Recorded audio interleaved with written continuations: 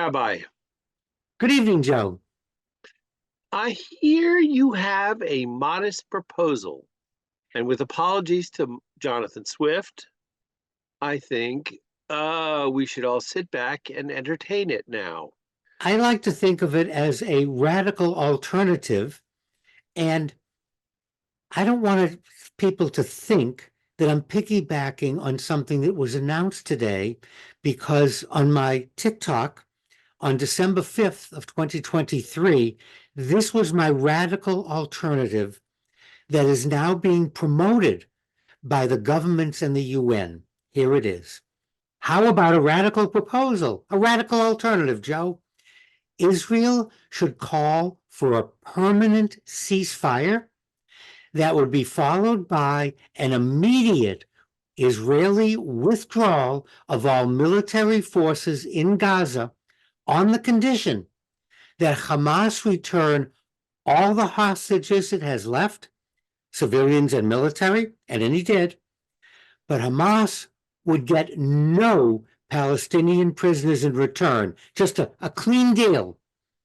Israel withdraw and a permanent ceasefire in return for the 130 plus Israeli hostages. I proposed that over a month ago. You know, Joe, a prophet is never recognized in his own lifetime.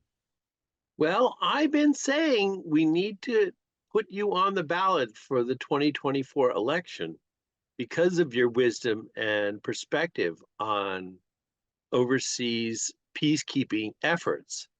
Isn't this what Israel has been asking for all along? Are you proposing something that's radically different? Israel has said is going to drive Hamas out of Gaza, is going to take control of Gaza and govern Gaza. So yes, this is a radical alternative because it just pulls out Israel and returns Gaza to Hamas in the way it was. And then let Israel, Egypt, and the world community deal with whatever the government may be. But yes, that's what makes it radical, because Israel keeps saying it's going to stay and govern Gaza.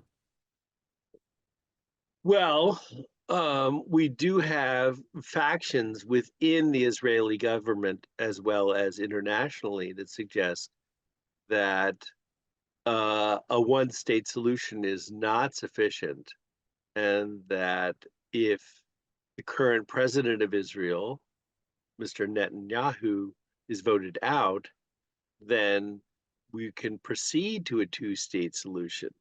Do you think that's something that could logically happen, or do you think that's Well, not something that's going to fit into your solution? no, this has nothing to do with the two states. Netanyahu as prime minister should be voted out. And as I've said over and over again, you cannot have two states when one state exists to destroy the other state. So I'm for a two-state solution, like Mexico, the United States, Canada, each recognizes the sovereignty of the other. And that just makes sense.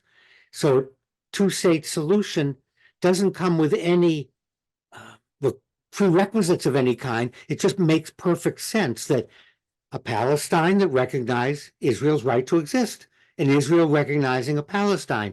But as long as Netanyahu is prime minister, this will not and cannot happen. The first thing is for him to be voted out. So the next elections called for are not for several months. Am I correct in that? Well, remember, Israel uses a parliamentary system, so there can be a vote of no confidence at any time, and the prime minister can be voted out. However, given war, it's very unusual to change horses in midstream. Under Netanyahu's government, Israel has made sure that the territories couldn't become a state or country. They've also allowed civilians to settle illegally, and they take apart one settlement or two and give a wink and a nod. So up until now, the official government of Israel has allowed ultra-religious organizations to do settlements in the territories. And that's just complicating this process and making sure that there wouldn't be a two-state solution. Now, understand that the fear of a two-state solution is a state that'll keep attacking Israel, a state that wants to destroy Israel. That's why I keep coming back to my proposal.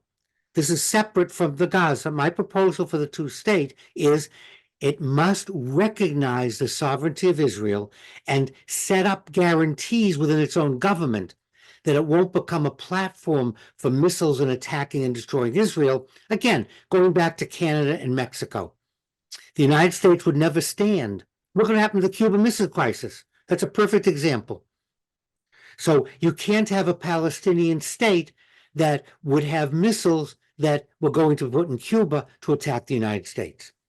That's a prerequisite. That just makes perfect sense. And that's Israel's fear that that's what it'll become. But in the process, they've allowed settlements and citizens, and they haven't been policing the citizens in the territories. And it's just not good, Joe.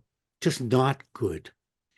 If you look at Israel's policy towards the territories, we see that they allowed things to happen that would prevent or slow down any negotiation, any way to have a two-state solution. So we want to separate those two. And they are separate, just like the Gaza, that's separate. And that's why my radical alternative, get the civilians back, pull out, and leave it to Hamas and the people who live there to what kind of a government they want, and just be more diligent so it doesn't happen again. Well, then I want to amend my suggestion. In addition to putting you on the ballot for President of the United States, I think it's time that we added you to the ballot in Israel, that you would make a fine leader for the country in the Middle East, and that once you get your hands on anything, all the problems will go away. So here's my vote, Rabbi. Wherever you go, it's for you. My bags are packed. My passport is up to date. And as soon as I'm elected prime minister, I will begin to institute a radical alternative and a two-state solution.